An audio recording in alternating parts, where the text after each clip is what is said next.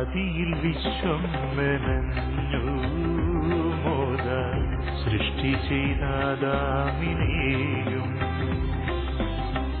രക്ഷയായി മണ്ണിലണഞ്ഞു കാവായി അഗ്നിയായി തന്നാത്മവർഷം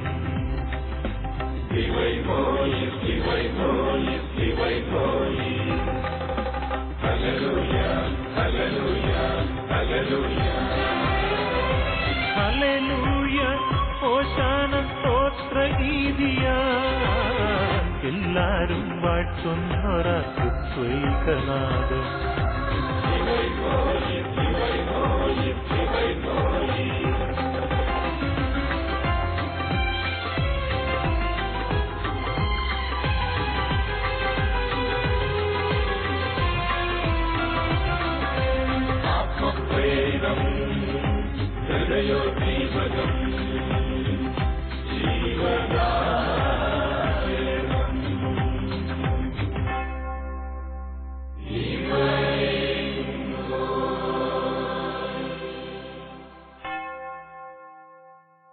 പിതാവിന്റെയും പുത്രന്റെയും പരിശുദ്ധാത്മാവിന്റെയും നാമത്തിൽ ആമേൻ. Praise the Lord. ഹല്ലേലൂയ. യേശുവേ നന്ദി, യേശുവേ സ്തോത്രം. പ്രിയപ്പെട്ടവരെ, മത്തായിയുടെ സുവിശേഷം 18-ാം അധ്യായം 15 മുതൽ 17 വരെയുള്ള തിരുവചനത്തിൽ യേശു ഇങ്ങനെ പറയുകയാണ്, നിന്റെ സഹോദരൻ സഭയോട് പറയുക, എന്നിട്ടും നടക്കുന്നില്ലെങ്കിൽ നീ അവരെ വിട്ടേക്കുക.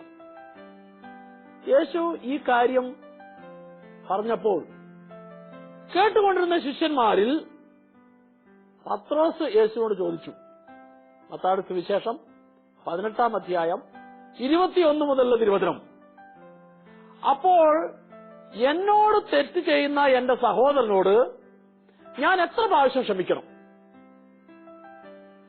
യേശു അതിനു മുമ്പ് പറഞ്ഞല്ലോ 3 എന്നുള്ളൊരു കാര്യം. നിന്റെ സഹോദരൻ തെറ്റ് ചെയ്താൽ നീ അവനാ തെറ്റ് പറഞ്ഞ് മനസ്സിലാക്കി കൊടുക്കുക. അവൻ കേട്ടില്ലെങ്കിൽ 2-3 പേരുടെ സാക്ഷ്യം കൂടെ നീ കൊണ്ടുപോവുക. അവരെയും കേട്ടില്ലെങ്കിൽ സഭയോട് പറയുക, എന്നിട്ടും നടന്നില്ലെങ്കിൽ വിട്ടേക്കുക. അപ്പോൾ പത്രോസ് യേശുവോട് ചോദിച്ചു, എന്നോട് തെറ്റ് ചെയ്യുന്ന എന്റെ സഹോദരനോട് ഞാൻ 7 പ്രാവശ്യം ക്ഷമിച്ചാൽ മതിയോ? 7 എന്നുള്ളത് എങ്ങനെ കിട്ടി? യേശു പറഞ്ഞു 3 പ്രാവശ്യം. ആദ്യം നീ ആ സഹോദരനോട് തെറ്റ് പറഞ്ഞു കൊടുക്കുക.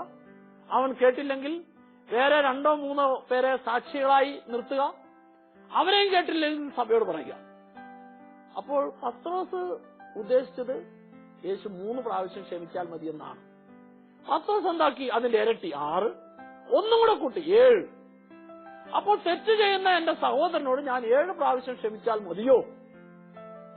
പത്രോസ് ഇങ്ങനെ ചിന്തിച്ചത് 7 എന്ന് പറഞ്ഞപ്പോൾ യേശു പത്രോസ് പറഞ്ഞ ഈ കാര്യത്തെ വലിയ അഭിമാനത്തോടുകൂടി കരുതും എന്നാണ് പത്രോസ് ചിന്തിച്ചത്. പക്ഷേ തെറ്റ് ചെയ്യുന്ന എന്റെ സഹോദരനോട് 7 പ്രാവശ്യം ഞാൻ ക്ഷമിച്ചാൽ മതിയോ എന്ന് പത്രോസ് യേശുവിനോട് പറഞ്ഞപ്പോൾ യേശു പറഞ്ഞു 7 എന്നല്ല, 70 പ്രാവശ്യം എന്ന് ഞാൻ നിങ്ങളോട് പറയുന്നു. യേശു പറഞ്ഞതായ കാര്യത്തെ വാച്യാർത്ഥത്തിൽ തന്നെ എടുത്താൽ, കണക്കിന്റെ അർത്ഥത്തിൽ തന്നെ എടുത്താൽ 7 49 490 പ്രാവശ്യം. യേശു അതല്ല ഉദ്ദേശിച്ചത്. യേശു പറഞ്ഞത്, നിന്റെ സഹോദരൻ നിന്നോട് എത്ര പ്രാവശ്യം തെറ്റ് ചെയ്താലും അവനോട് നീ നിരുപാധികം ക്ഷമിക്കണം എന്ന് പറയുമ്പോൾ യേശു അർത്ഥമാക്കുന്നത് ഒരു വ്യക്തിയും തന്റെ ഉള്ളിൽ ആരോടും വെറുപ്പും വൈരാഗ്യവും പ്രതികാര ചിന്തയും വെച്ച് പുലർത്തരുത്. ദൈവത്തിന്റെ അനുഗ്രഹത്തെ കിട്ടാൻ, ദൈവിക നന്മയെ കിട്ടാൻ, ദൈവിക ചൈതന്യത്തെ കിട്ടാൻ, ദൈവത്തിൽ നിന്ന് അത്ഭുത പ്രവൃത്തി ഒരു മനുഷ്യന് സ്വീകരിക്കാൻ മനുഷ്യനിൽ ഏറ്റവും തടസ്സമായിട്ടുള്ളൊരു കാര്യമാണ് മനുഷ്യന്റെ ഉള്ളിലെ വെറുപ്പ്, മനുഷ്യന്റെ ഉള്ളിലെ വൈരാഗ്യം, മനുഷ്യന്റെ ഉള്ളിലെ പ്രതികാര ചിന്ത. വെറുപ്പോടും വൈരാഗ്യത്തോടും പ്രതികാര ചിന്തയോടും കൂടി ഒരു വ്യക്തി എത്ര ബലിയർപ്പിച്ചാലും അവന്റെ ബലി ദൈവം സ്വീകരിക്കില്ല. എത്ര പ്രാർത്ഥിച്ചാലും അവന്റെ പ്രാർത്ഥന ദൈവം കേൾക്കുകയില്ല. എത്ര നന്മ പ്രവൃത്തി അവൻ ചെയ്താലും ആ നന്മ പ്രവൃത്തിക്ക് ഫലമുണ്ടാവുകയില്ല. ഉണ്ടാകാത്തതിന്റെ കാരണം, പ്രാർത്ഥന കേൾക്കാത്തതിന്റെ കാരണം, ബലി സ്വീകരിക്കാത്തതിന്റെ കാരണം അവന്റെ ഉള്ളിൽ വെറുപ്പാണ്. വെറുപ്പും വൈരാഗ്യവും പ്രതികാര ചിന്തയുമായിട്ട് ജീവിക്കുന്ന ഒരു വ്യക്തിക്കും ദൈവത്തിൽ നിന്നും അനുഗ്രഹം സ്വീകരിക്കാനായിട്ട് സാധിക്കുകയില്ല എന്ന് യേശുക്രിസ്തു അടിവരയിട്ട് പറയുകയാണ്. യേശു പറഞ്ഞു കൊടുക്കാൻ ആഗ്രഹിക്കുന്നതിൻ്റെതായ അർത്ഥം അവർക്ക് മനസ്സിലാകുന്നതിന് വേണ്ടിയിട്ട് യേശു ഒരു ഉപമ ഉപയോഗിച്ചു. അതാണ് നമ്മളവിടെ കാണുന്നത്, നിർദ്ദയനായ ഭൃത്യന്റെ ഉപമ. എന്താണ് ആ ഉപമയിലൂടെ യേശു മനസ്സിലാക്കി കൊടുക്കാൻ ആഗ്രഹിച്ച കാര്യം? യേശു ഇങ്ങനെ പറഞ്ഞു, ഒരു രാജാവ് യാത്ര പുറപ്പെടുന്നതിന് മുമ്പ് തന്റെ സേവകരുടെ കണക്ക് തീർക്കാനായിട്ട് ആരംഭിച്ചു. എന്നിട്ട് പറയാണ്, 10,000 താലന്ത് കടപ്പെട്ട ഒരുവനുണ്ടായിരുന്നു. അവനോട് പറഞ്ഞു, നീ നിന്റെ വസ്തുവകളും നിനക്കുള്ളതെല്ലാം വിറ്റ് കടം വീട്ടുക. 10,000 താലന്ത് കടപ്പെട്ടവനോട് കടം വീട്ടുക എന്ന് പറഞ്ഞപ്പോൾ അവൻ യജമാനന്റെ മുമ്പിൽ താണു വണങ്ങിക്കൊണ്ട് പറഞ്ഞു, യജമാനനെ, ഞാൻ എല്ലാം തന്നു വീട്ടിക്കൊള്ളാം, എനിക്ക് ഈ കടത്തിൽ നിന്ന് ഒരിളവ് തരണം. ആ സേവകന്റെ ഔദാര്യം, ആ സേവകന്റെ ആ കാര്യത്തോടുള്ള പ്രതികരണം ഈ രാജാവ് എന്ത് ചെയ്തു? മനസ്സലിഞ്ഞ് ആ സേവകന്റെ കടം മുഴുവൻ ഇളച്ചു കൊടുത്തു. യജമാനൻ അവന്റെ കടം മുഴുവൻ ഇളച്ചു കൊടുത്തു. ഇതാ ഇളവ് കിട്ടിയ ആ സേവകൻ പുറത്തേക്കിറങ്ങിയപ്പോൾ തന്റെ സഹസേവകരിലൊരുവൻ 100 ദനാറ കടപ്പെട്ടിരുന്നു. ഈ 100 ദനാറ കടപ്പെട്ടിരുന്നവരോട് പറഞ്ഞു, എനിക്ക് തരാനുള്ളത് തരിക. അപ്പോൾ അവൻ, ആ സഹസേവകൻ, ഇയാളോട് പറഞ്ഞു, ഞാൻ എല്ലാം തന്നു വിട്ടിക്കൊള്ളാം, എനിക്കിപ്പോൾ ഒഴിവ് തരണം, എനിക്ക് ഇപ്പോൾ ഇതിൽ നിന്നൊരു ഒഴിവ് തരണം. പക്ഷേ എന്ത് ചെയ്യുന്നറിയാവോ? ഈ സേവകൻ ആ സഹസേവകന്റെ കഴുത്ത് പിടിച്ച് ഞെരിച്ചുകൊണ്ട് അവൻ ക്രൂരമായോട് പെരുമാറി. ഈ സംഭവം അറിഞ്ഞ യജമാനൻ ആ സേവകനോട് കോപിച്ച് അവനെ കടം വീട്ടുമ്പോളം ജയിലിലടച്ചു. ഈ ഉപമയെ യേശു ശിഷ്യന്മാരുടെ മുമ്പിൽ പറഞ്ഞിട്ട് ഇങ്ങനെ കർത്താവ് കൂട്ടിച്ചേർക്കുകയാണ്. മത്തായിയുടെ സുവിശേഷം 18-ാം അധ്യായം 35-ാം തിരുവചനം, നിങ്ങൾ നിങ്ങളുടെ സഹോദരങ്ങളോട്, മനുഷ്യ വ്യക്തികളോട് ഹൃദയപൂർവ്വം ക്ഷമിക്കുന്നില്ല എങ്കിൽ എന്റെ സ്വർഗസ്ഥനായ പിതാവും നിങ്ങളോടും ഇതുപോലെ തന്നെ ചെയ്യും. യേശു പറഞ്ഞതിന്റെ അർത്ഥം എന്താണെന്നറിയാവോ?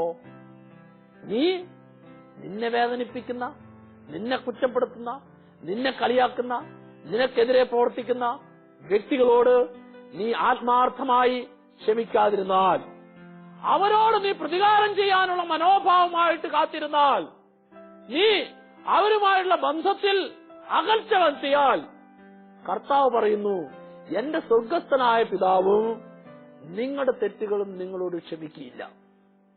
പ്രിയപ്പെട്ടവരെ, ഈ ഉപമയിലൂടെ കർത്താവ് പറഞ്ഞു തരാൻ ആഗ്രഹിക്കുന്ന പ്രധാനപ്പെട്ട ഒരു കാര്യം, ഒരു മനുഷ്യ വ്യക്തിയും മരണം വരെ ഉള്ളിൽ പ്രതികാര ചിന്തയുമായിട്ടിരിക്കരുത്. പ്രതികാര ചിന്തയുമായി നീ ഒരു ദിവസം പോലും കഴിയരുത്. കാരണം റോമാലേഖനം 12-ാം അധ്യായം 19-ഉം 20-ഉം തിരുവചനം, അവിടെ 3 കാര്യങ്ങളാണ് പറയുന്നത്. ഒന്ന്, പ്രതികാരം നിങ്ങൾ തന്നെ ചെയ്യാതെ അത് കർത്താവിന്റെ ക്രോധത്തിന് വിട്ടേക്കുക. പ്രതികാരം നിങ്ങൾ തന്നെ ചെയ്യാതെ അത് കർത്താവിന്റെ പദ്ധതിയിലേക്ക് വിട്ടേക്കുക. അത് കർത്താവിന്റെ കരങ്ങളിൽ നിങ്ങൾ ഏൽപ്പിക്കുക. രണ്ടാമത്തെ കാര്യം, പ്രതികാരം എന്റേതാണ്, ഞാൻ പകരം വീട്ടും. കർത്താവ് ഉറപ്പു തരികയാണ്, പ്രതികാരം എന്റേതാണ്, ഞാൻ പകരം വീട്ടും. മൂന്നാമത്, കർത്താവിന്റെ വചനം പറയുകയാണ്, എനിക്ക് ആരോടെല്ലാം ഇഷ്ടക്കുറവും സ്നേഹക്കുറവും ദേഷ്യവും തോന്നുന്നു, എന്താ ഇത് തോന്നാൻ കാരണം? നിന്റെ സംസാരം വഴിയോ, നിന്റെ സഹോദരനുമായിട്ടുള്ള ബന്ധം വഴിയോ, നിന്റെ പ്രിയപ്പെട്ടവരുമായിട്ടുള്ള അകൽച്ച വഴിയോ, ഏതെങ്കിലും കാരണത്താൽ അത്തരത്തിലുള്ള ഒരു മാനസിക വിഷമം ഉണ്ടാകുന്ന സംഭവം ഉണ്ടായാൽ നീ ആ സംഭവത്തെ ഉള്ളിൽ വെച്ച് അവരോട് ദേഷ്യം തോന്നാതെ അതിനെ കർത്താവിന്റെ കരങ്ങളിലേക്ക് വിട്ടുകൊടുത്തേക്കുക. അതിലെന്ത് തീരുമാനമാണോ വേണ്ടത് ആ തീരുമാനം കർത്താവ് എടുക്കുന്നതിന് വേണ്ടി വിട്ടുകൊടുത്തേക്കുക. രണ്ടാമത്തെ കാര്യം, ദൈവത്തിന്റെ വചനം ഉറപ്പു പറയുകയാണ്, പ്രതികാരം എന്റേതാണ്. പ്രതികാരം എന്നുള്ളത് ദൈവത്തിന്റെ പണിയാണ്. അത് ദൈവം പകരം വീട്ടിക്കൊള്ളും. ദൈവം വെറുതെ വിടുന്നല്ല പറഞ്ഞത്. ദൈവം അതിനകത്ത് ഏതാണോ ന്യായമായിട്ടുള്ളത് ആ ന്യായമായിട്ടുള്ളത് ദൈവം ചെയ്തു. പ്രിയപ്പെട്ടവരെ, ബൈബിൾ അടിവരയിട്ട് പറയുന്ന കാര്യം, കർത്താവിന്റെ വചനം നമ്മളെ ഓരോരുത്തർ പഠിപ്പിക്കുന്ന കാര്യം, പ്രതികാരം എന്നുള്ളത് മനുഷ്യന്റെതല്ല, അത് ദൈവത്തിന്റെ പണിയാണ്. ദൈവത്തിന്റെ പണി മനുഷ്യൻ ചെയ്യാൻ പോയി കഴിഞ്ഞാൽ ഒരിക്കലും മനുഷ്യൻ ആ ചെയ്യുന്ന പണി കൊണ്ട് വിജയം കിട്ടിയല്ല. അതുകൊണ്ട് ദൈവം ചെയ്യേണ്ടതായ പണിയെ ദൈവത്തിന് വിട്ടുകൊടുക്കുക എന്നുള്ളതാണ് മനുഷ്യന് ചെയ്യാൻ പറ്റുന്ന ഏറ്റവും വലിയൊരു കാര്യം. നമ്മൾ ബൈബിളിലേക്ക് നോക്കുമ്പോൾ അവിടെ ലേവ്യരുടെ പുസ്തകം 19 അധ്യായം 18 വചനത്തിലും നിയമാവർത്തന പുസ്തകം 32 അധ്യായം 35 വചനത്തിലും എബ്രായ ലേഖനം 10 അധ്യായം 30 വചനത്തിലുമെല്ലാം ആവർത്തിച്ച് പറയുന്നൊരു കാര്യമാണ്, പ്രതികാരം എന്റേതാണ്, പക എന്റേതാണ്, അത് ഞാൻ പകരം വീട്ടിക്കൊള്ളും. അതിനാൽ നീ ഒരിക്കലും ഇതിന്റെ പേരിൽ മനുഷ്യ വ്യക്തികളുമായുള്ള ബന്ധത്തിൽ അകൽച്ചയുണ്ടാക്കരുത്. നീ ഏതെങ്കിലും കാരണത്താൽ ആരോടെങ്കിലും വെറുപ്പോ വൈരാഗ്യമോ ഉണ്ടെങ്കിൽ അവരോടെല്ലാം ക്ഷമിക്കാനും ക്ഷമ ചോദിക്കാനും ക്ഷമ കൊടുക്കാനും തയ്യാറാകണം. അങ്ങനെ നീ തയ്യാറാകുമ്പോൾ അവിടേക്ക് ദൈവത്തിന്റെ അത്ഭുതകരമായ ശക്തി ഉണ്ടാവുകയാണ്, ഇടപെടുകയാണ്, പ്രവർത്തിക്കുകയാണ് ചെയ്യുന്നത് എന്ന് കർത്താവിന്റെ വചനം നമ്മളെ ബോധ്യപ്പെടുത്തി തരുന്നു. Price the Lord, price the Lord. പ്രിയപ്പെട്ടവരെ, കുറച്ച് നാളുകൾക്ക് മുമ്പ് ഡിവൈൻ ധ്യാന കേന്ദ്രത്തിൽ ഒരു അപ്പനും അമ്മയും തങ്ങളുടെ ഒരേ ഒരു മകൻ, കോളേജിൽ പഠിച്ചുകൊണ്ടിരിക്കുന്ന മകൻ, കോളേജ് യൂണിയൻ തെരഞ്ഞെടുപ്പിൽ എതിർ കക്ഷികളുമായിട്ടുള്ള മത്സരത്തിൽ രണ്ടു കൂട്ടരും തമ്മിൽ വഴക്കുണ്ടായി. ആ വഴക്കിന്റെ പരിണിത ഫലമായിട്ട് ഇവരുടെ ഏക മകൻ ആ കോളേജിലെ യൂണിയൻ തെരഞ്ഞെടുപ്പിൽ 2 പേർ കൂടി ഇവരുടെ മകനെ കുത്തിക്കൊന്നു. വളരെ ദാരുണമായൊരു സംഭവം. ഒരേ ഒരു മകൻ, കോളേജിൽ പഠിച്ചുകൊണ്ടിരുന്ന മകൻ, ആ മകനെ അവർക്ക് നഷ്ടപ്പെട്ടപ്പോൾ ആ നഷ്ടപ്പെട്ടതിൽ വളരെയധികം വേദന. മാത്രമല്ല, ഇതിന്റെ പിന്നിൽ പ്രവർത്തിച്ചത് 2 വിദ്യാർത്ഥികളാണ് എന്ന് അവർക്കറിയാം. അവരോട് ഉള്ളിൽ കടുത്ത വെറുപ്പ്. കുറച്ചു നാളുകൾ കഴിഞ്ഞിട്ടും ഈ മകന്റെ കൊലപാതകത്തിലെ ഇടപെട്ടതായിട്ടുള്ള ചെയ്ത വ്യക്തികൾ അവരെ പോലീസ് വേണ്ട രീതിയിൽ ശിക്ഷിക്കുന്നില്ല, വേണ്ട രീതിയിൽ ആ കേസ് തീർപ്പുണ്ടാകുന്നില്ല എന്ന് കണ്ടാണ് ആ അപ്പനും അമ്മയും കൂടെ ഡിവൈൻ ധ്യാന കേന്ദ്രത്തിൽ ധ്യാനിക്കാൻ വന്നത്. ധ്യാനിക്കാൻ വരുമ്പോൾ അവിടെ ഉള്ളിൽ ഇതിന്റെ പിന്നിൽ പ്രവർത്തിച്ചതായ വ്യക്തികളോട് കടുത്ത വെറുപ്പും പ്രതികാര ചിന്തയുമായിരുന്നു. ഈ പ്രതികാര ചിന്തയുമായിട്ടാണ് ദൈവത്തിന്റെ മുമ്പിൽ വചനം കേൾക്കാൻ അവർ വന്നത്.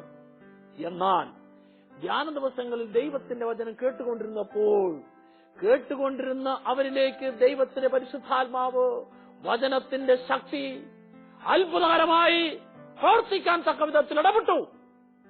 പ്രതികാരം എന്റേതാണ്, ഞാൻ പകരം വീട്ടും. അതിനാൽ നിങ്ങളുടെ മകൻ നിങ്ങൾക്ക് നഷ്ടപ്പെട്ടു കഴിഞ്ഞു. നഷ്ടപ്പെട്ട മകനെ പ്രതി പ്രതികാര ചിന്തയുമായിരുന്നാൽ ഈ മകൻ നഷ്ടപ്പെട്ടത് വഴിയായിട്ട് നിങ്ങൾക്ക് സംഭവിച്ച നഷ്ടത്തിന്റെ 10,000 മടങ്ങ് അനുഗ്രഹവും ആനന്ദവും സമൃദ്ധിയും എനിക്ക് തരാനായിട്ട് സാധിക്കില്ല. അതുകൊണ്ട് നിങ്ങളുടെ ഉള്ളിൽ നിന്ന് വെറുപ്പിനെ പരിപൂർണമായി ഉപേക്ഷിക്കുക. പ്രിയപ്പെട്ടവരെ, ആ ധ്യാനത്തിലൂടെ ആ മാതാപിതാക്കന്മാർക്ക് ലഭിച്ച ഏറ്റവും വലിയൊരു ദൈവിക ചിന്ത, തങ്ങളുടെ ഉള്ളിൽ നിന്ന് തങ്ങളുടെ മകന്റെ ദാരുണമായ മരണത്തിന് കാരണമായി തീർന്ന വ്യക്തികളോടുള്ള വെറുപ്പിനെ പരിപൂർണമായിട്ട് ഉപേക്ഷിക്കുക, അതിന്റെ കാരണത്തെ കർത്താവിന് വിട്ടുകൊടുക്കുക, അവര് സ്നേഹത്തിലും രമ്യതയിലും ആവുക എന്നുള്ളതായിരുന്നു. ആ ധ്യാനത്തിൽ വെച്ച് അവർ തീരുമാനമെടുത്തു. എന്താണെന്നറിയാവോ? തങ്ങളുടെ മകനെ കൊല്ലുന്നതിന് കാരണമായി തീർന്ന 2 വ്യക്തികളെയും ആ വ്യക്തികൾ അടുക്കൽ പോയി അവരെ സ്നേഹപൂർവ്വം വിളിച്ച് ഈ കാര്യത്തെക്കുറിച്ച് അവരോട് പറഞ്ഞ് മനസ്സിലാക്കുക, അവരോട് ഇവരുടെ ഉള്ളിലുള്ള വെറുപ്പും വൈരാഗ്യവും പറഞ്ഞ് അവസാനിപ്പിക്കുക. ഈ തീരുമാനം അവർ ധ്യാന ദിവസങ്ങളിൽ എടുത്തു. ധ്യാന ദിവസങ്ങളിൽ തീരുമാനമെടുത്തപ്പോൾ പരിശുദ്ധാത്മാവിന്റെ വലിയ ശക്തിയും അഭിഷേകം അവർ കിട്ടി. വലിയ സന്തോഷത്തോടെയാണ് ആ അപ്പനും അമ്മയും ധ്യാനം കഴിഞ്ഞ് തിരിച്ചു പോയത്. പ്രിയപ്പെട്ടവരെ, അവര് തിരിച്ച് വീട്ടിൽ ചെന്നപ്പോൾ കാണുന്ന കാഴ്ച, ഇവരുടെ മകനെ കുത്തിക്കൊല്ലാനായിട്ട് കാരണമായി തീർന്ന ആ 2 വിദ്യാർത്ഥികൾ, ആ മകന്റെ കൂടെ പഠിച്ച 2 സഹപാഠികൾ അവരുടെ വീട്ടുമുറ്റത്ത് കാത്തിരിക്കുകയാണ്. ഈ അപ്പനും അമ്മയും ധ്യാനം കഴിഞ്ഞ് തിരിച്ചു വരുന്ന നോക്കി കാത്തിരിക്കുകയാണ്. അവര് ആ 2 വിദ്യാർത്ഥികൾ ഈ അപ്പന്റെയും അമ്മയുടെയും കാലിൽ കെട്ടിപ്പിടിച്ചുകൊണ്ട് മാപ്പ് ചോദിക്കുക. ഞങ്ങൾക്ക് തെറ്റ് പറ്റിപ്പോയി, മനഃപൂർവ്വം ചെയ്തതല്ല.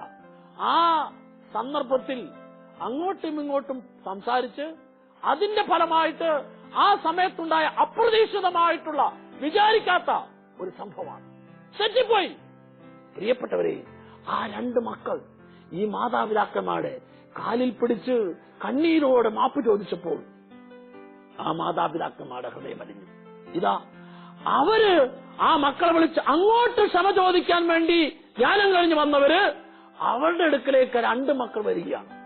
അവരോട് സ്നേഹപൂർവ്വം ക്ഷമിച്ച് സാന്ത്വനപ്പെടുത്തി അവരെ ആശ്വസിപ്പിച്ചു. എന്നിട്ട് പറഞ്ഞു, ഞങ്ങൾക്ക് നഷ്ടപ്പെട്ട മകനെ ഓർത്ത് ഞങ്ങൾക്ക് വേദനയില്ല. ഞങ്ങൾക്കൊരു മകൻ നഷ്ടപ്പെട്ടെങ്കിൽ നിങ്ങൾ 2 പേര് ഞങ്ങളുടെ മക്കളാണ്. പ്രിയപ്പെട്ടവരെ, ആ മാതാപിതാക്കന്മാർ ആ 2 മക്കളെ സ്വന്തം മക്കളെ പോലെ കണ്ട് ആ മക്കളുടെ മുമ്പിൽ യേശുക്രിസ്തുവിന്റെ സ്നേഹത്തിന്റെ മാതൃക കാണിച്ചു കൊടുത്തു. അതിനുശേഷം സംഭവിച്ചെന്താണെന്നറിയാവോ?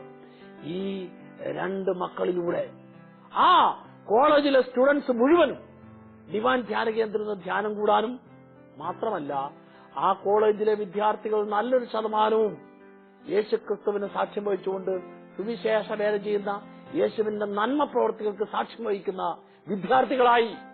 ഈ 2 വ്യക്തികളിലൂടെ ആ കോളേജിൽ മുഴുവനും സംഭവിക്കാൻ കാരണമായി തീർന്നു. അതിന് പ്രചോദനം നൽകിയത് ഈ അപ്പനും അമ്മയും തങ്ങളുടെ മകനെ അപ്രകാരം ചെയ്തതിൽ അതിന്റെ പിന്നിൽ പ്രവർത്തിച്ച അവരോട് പൂർണ്ണമായിട്ടും ക്ഷമിക്കാനും ക്ഷമ കൊടുക്കാനും തയ്യാറായപ്പോഴാണ് അവരുടെ ഉള്ളിലെ പ്രതികാര ചിന്തയെ പൂർണ്ണമായിട്ടും എടുത്തു മാറ്റാൻ തയ്യാറായപ്പോഴാണ്. ഓർക്കണം, പ്രതികാരം എന്നുള്ളത് മനുഷ്യന്റെ ഉള്ളിൽ പിശാച് കുത്തിവയ്ക്കുന്ന ഏറ്റവും വലിയ തിന്മയുടെ പ്രവൃത്തിയാണ്. ഈ പ്രതികാര ചിന്ത മനുഷ്യന്റെ ഉള്ളിൽ ഉള്ളിടത്തോളം കാലം അവൻ എത്ര പ്രാർത്ഥിച്ചാലും അവന്റെ പ്രാർത്ഥനയ്ക്ക് ഉത്തരം കിട്ടുകയില്ല. എത്ര ബലിയർപ്പിച്ചാലും ആ ബലിയർപ്പണത്തിൽ ദൈവത്തിന്റെ അനുഗ്രഹം വന്ന് നിറയുകയില്ല. അവൻ ഏതെല്ലാം വിധത്തിലുള്ള നന്മ പ്രവൃത്തി ചെയ്താലും ആ നന്മ പ്രവൃത്തിയിൽ അവന് സന്തോഷിക്കാൻ സാധിക്കില്ല. അതുകൊണ്ട് ഞാനും നിങ്ങളും എപ്പോഴും ശ്രദ്ധിക്കേണ്ടതും എപ്പോഴും കാണേണ്ടതുമായ കാര്യം, എന്റെ ഉള്ളിൽ ആരോടും പ്രതികാര ചിന്ത ഉണ്ടാകരുത് എന്നുള്ളതാണ്. കർത്താവിന്റെ വചനം ഇങ്ങനെ പറയുന്നു.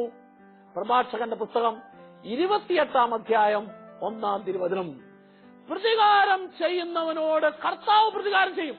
എന്നങ്ങനെ പറയാൻ കാരണം, പ്രതികാരം എന്നുള്ളത് കർത്താവിന്റെ പണിയാണ്. ഈ കർത്താവിന്റെ പണി കർത്താവിനെ ഏൽപ്പിക്കാതെ മനുഷ്യൻ ചെയ്യാനായിട്ട് ശ്രമിച്ചു കഴിഞ്ഞാൽ അങ്ങനെ ചെയ്യാൻ ശ്രമിക്കുന്ന മനുഷ്യരോട് ദൈവം പ്രതികാരം ചെയ്യും എന്ന് കർത്താവിന്റെ വചനം പറയുകയാണ്. പ്രിയപ്പെട്ടവരെ, അതിനാൽ നിന്റെ ഉള്ളിൽ ആരോടെല്ലാമാണോ വെറുപ്പും വൈരാഗ്യമുള്ളത് അവരോട് ക്ഷമിക്കാനും ക്ഷമ ചോദിക്കാനും ക്ഷമ കൊടുക്കാനും തയ്യാറായെങ്കിൽ മാത്രമേ കർത്താവിന്റെ അത്ഭുതകരമായ പ്രവൃത്തി നിറവേറുകയുള്ളൂ. ഇതാ റോമാലേഖനം 12-ാം അധ്യായം 19-ഉം 20-ഉം വചനത്തിന്റെ 3-ാമത്തെ കാര്യം ഇതാണ്: നിന്റെ ശത്രുവിന് വിശക്കുന്നുവെങ്കിൽ അവന് ഭക്ഷിക്കാനും ദാഹിക്കുന്നുവെങ്കിൽ കുടിക്കാനും കൊടുക്കുക. അതുവഴി നീ അവന്റെ ശിരസിൽ തീക്കനൽ കൂന കൂട്ടുകയാണ്. എന്താണ് ഇതിന്റെ അർത്ഥം?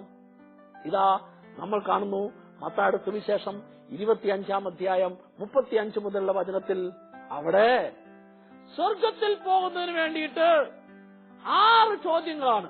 ഈ 6 ചോദ്യങ്ങളിൽ ആദ്യത്തെ 2 പ്രധാനപ്പെട്ട ചോദ്യം, എനിക്ക് വിശന്നു, നിങ്ങൾ എനിക്ക് ഭക്ഷിക്കാൻ തന്നോ? എനിക്ക് ദാഹിച്ചു, നിങ്ങൾ എനിക്ക് കുടിക്കാൻ തന്നോ? എന്താണ് വിശപ്പ്?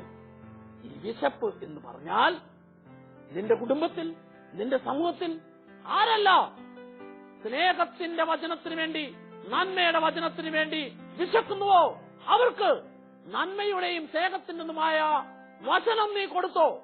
നിന്നോട് എതിർപ്പും നിന്നോട് കലഹവും ഉണ്ടാക്കുന്ന വ്യക്തികൾക്ക് യേശുവിന്റെ സ്നേഹത്തിന്റെ വചനം നീ കൊടുത്തോ? ഇങ്ങനെ നീ കൊടുക്കാനായിട്ട് തയ്യാറാകുമ്പോൾ നീ അവരിലെ വിശപ്പ് മാറ്റുകയാണ് ചെയ്യുന്നത്. എന്താണ് ദൈവത്തിന്റെ വചനം പറയുന്ന ദാഹം? ദാഹം കർത്താവിന്റെ സ്ഥാനത്ത് നിന്നുകൊണ്ട് നീ മറ്റുള്ളവർക്ക് നന്മയുടെ, സ്നേഹത്തിന്റെ, പ്രോത്സാഹനത്തിന്റെ, ഔദാര്യത്തിന്റെ വാക്കുകൾ, ഈ വാക്കുകൾ ഓരോന്നും മുറിവേറ്റ മനസ്സിന് സാന്ത്വനമായി, ആശ്വാസമായി മാറുകയാണ്. ഇങ്ങനെ നീ മറ്റുള്ളവന്റെ വിശപ്പ് മനസ്സിലാക്കി, ദാഹം മനസ്സിലാക്കി നീ അവർക്ക് നന്മ ചെയ്യാനായിട്ട് തയ്യാറായാൽ അതുവഴി ആരെല്ലാമാണോ നിന്നിൽ നിന്ന് അകന്നിരിക്കുന്നത്, ആ അകന്നിരിക്കുന്നവരിലെല്ലാം പരിശുദ്ധാത്മാവിന്റെ സ്നേഹത്തിന്റെ അഗ്നി കത്തി ജ്വലിപ്പിക്കാൻ തക്ക വിധത്തിലുള്ള പ്രവൃത്തി ഉണ്ടാവുകയാണ് എന്ന് ദൈവത്തിന്റെ വചനം സാക്ഷ്യപ്പെടുത്തുന്നു. യാക്കോബ്, ഈ യാക്കോബിനോട് ഏസാവിന് ശത്രുത ഉണ്ടായിരുന്നു. എന്തു ചെയ്തു? നീണ്ട 20 വർഷക്കാലം യാക്കോബ് അടിമപ്പണി ചെയ്തു. ഈ അടിമപ്പണി ചെയ്തതിലൂടെ ദൈവത്തിന്റെ ഇടപെടൽ യാക്കോബിൽ നിറഞ്ഞു. യാക്കോബിന് മനസ്സിലായി തന്റെ ജ്യേഷ്ഠന് ഏസാവിന് തന്നോട് ശത്രുതയുണ്ടെന്ന്. അതിനാൽ യാക്കോബ് ചെയ്തൊരു കാര്യം നമ്മൾ ഉൽപ്പത്തി പുസ്തകം 33 അധ്യായത്തിന് 1 മുതലുള്ള വചനം വായിക്കുമ്പോൾ അവിടെ കാണുക, ഏസാവ് 400 പേരുടെ അകമ്പടിയോടുകൂടി യാക്കോബിന്റെ അടുക്കിലേക്ക് അവനോട് ശത്രുത കാണിക്കാൻ വേണ്ടി, അവനെ കീഴ്പ്പെടുത്താൻ വേണ്ടി വരികയാണ്. ദൂരെ നിന്ന് ഏസാവിനെയും അവനോടൊപ്പമുള്ള 400 പേരെയും കണ്ടു. യാക്കോബ് എന്ത് ചെയ്യുന്നറിയാവോ? യാക്കോബ് ദൂരെ നിന്ന് ജ്യേഷ്ഠൻ വരുന്നത് കണ്ടപ്പോൾ നിലം മുട്ടെ 7 പ്രാവശ്യം നിലം മുട്ടെ കുനിഞ്ഞ് കുനിഞ്ഞ് ഏസാവിന്റെ ഉള്ളിലെ പ്രതികാര ചിന്ത മുഴുവനും ഇല്ലാതായി അവർ പരസ്പരം കെട്ടിപ്പിടിച്ച് കരഞ്ഞു. എന്നിട്ട് ഏസാവിനോട് യാക്കോബ് പറയുന്ന ഒരു കാര്യമുണ്ട്. 10-ാമത്തെ വചനത്തിൽ കർത്താവിന്റെ മുഖം ദൈവത്തിന്റെ മുഖം കണ്ടാലെന്ന പോലെയാണ് ഞാൻ നിന്റെ മുഖം കണ്ടത്. നിന്റെ മുഖത്തിൽ ദൈവത്തിന്റെ മുഖം എന്ന പോലെ ഞാൻ കണ്ടു. പ്രിയപ്പെട്ടവരെ, ജ്യേഷ്ഠനിൽ, തന്നോട് ശത്രുതയുണ്ടായിരുന്ന ജ്യേഷ്ഠനിൽ ദൈവത്തിന്റെ മുഖം കാണാനായിട്ട് യാക്കോബിന് സാധിച്ചപ്പോൾ യാക്കോബിന്റെ ആ മനോഭാവത്തിൽ ഏസാവിന്റെ ശത്രുത മുഴുവൻ ഇല്ലാതായി. ഓർക്കണം, നമ്മളെ വേദനിപ്പിച്ച, നമ്മളെ കുറ്റപ്പെടുത്തിയ, നമുക്കെതിരെ പലവിധത്തിൽ ദ്രോഹം ചെയ്ത ഓരോ വ്യക്തികളിലും ദൈവത്തിന്റെ മുഖം കാണാൻ തക്ക വിധത്തിലുള്ള ഉൾക്കാഴ്ച നിന്റെ കണ്ണുകൾക്കുണ്ടായാൽ, മനസ്സിനുണ്ടായാൽ, ജീവിതത്തിനുണ്ടായാൽ അതുവഴി ദൈവം നിന്നെ സമർത്ഥമായി അനുഗ്രഹിക്കും എന്ന സത്യം മനസ്സിലാക്കുക. വചനം അടിവരയിട്ട് പറയുന്നു, പ്രതികാരം മനുഷ്യന്റെതല്ല, പ്രതികാരം ദൈവത്തിന്റേതാണ്. ദൈവം അതിന് വേണ്ടതായ കാര്യം ചെയ്തോളും. കർത്താവിന്റെ വചനം കേട്ടുകൊണ്ടിരിക്കുന്ന ഏതെങ്കിലും വ്യക്തിയുടെ ഉള്ളിൽ നാളുകളായി ഇഷ്ടക്കുറവോ, സ്നേഹക്കുറവോ, വെറുപ്പോ, വൈരാഗ്യമോ ഉണ്ടെങ്കിൽ അതിനെ മുഴുവൻ കർത്താവിന്റെ കരങ്ങളിലേക്ക് സമർപ്പിച്ചിട്ട്, ഇത് എന്റെ പണിയല്ല, പ്രതികാര ചിന്ത എന്റെ പണിയല്ല, അത് ദൈവത്തിന്റെ പണിയാണ്. അതിനാൽ ഞാനിതാ ദൈവമേ നിന്റെ ഇഷ്ടത്തിന് മുമ്പിൽ ഞാൻ അതിന് അടിയറ വയ്ക്കുന്നു.